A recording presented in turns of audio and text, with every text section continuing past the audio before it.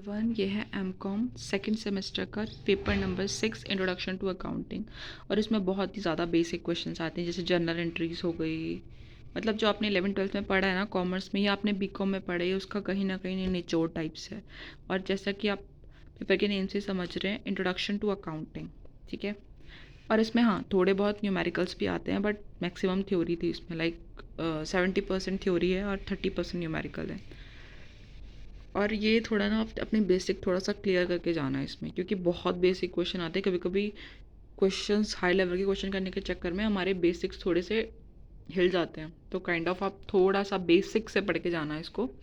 जैसे पहला है कि पहला, ये रिसेंटली जो मैंने जितने भी क्वेश्चन बनाए हैं ना, ये सारे के सारे क्वेश्चन पेपर्स में आ चुके हैं। तो ये मोस्ट इंपॉर्टेंट टॉपिक्स हैं, तो प्लीज़ इनको पढ़ के जाना। अगर अभी भी आपने कुछ नहीं पढ़ा है, अगर आप इन वीडियोस को, ये एक सीरीज़ है, मैं इनको एक सीरीज़ में डाल दूँगी कि MCom second semester most important questions के टॉपिक्स, तो आप उससे पढ़िए।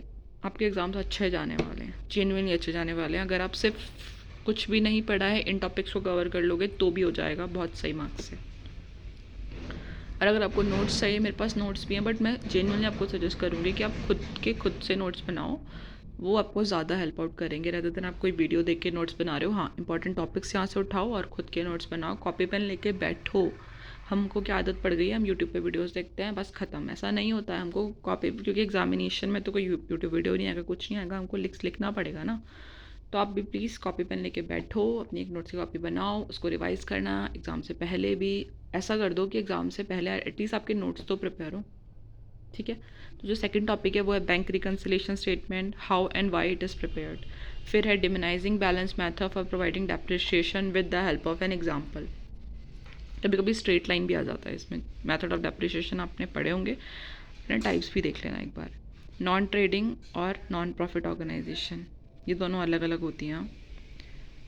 Accounting and accounting principles please पढ़ के जाना। Meaning and nature of accounting standard, I don't know आपको कितने याद हैं इसमें, प्लीज़ थोड़े से पढ़ के जाना। Accounting standard general. फिर है अकाउंटिंग इन्फॉर्मेशन और उसके features, accounting conventions, trial balance, method of charging depreciation, accounting के concept, adjustment entries and why they are necessary for preparation of final account.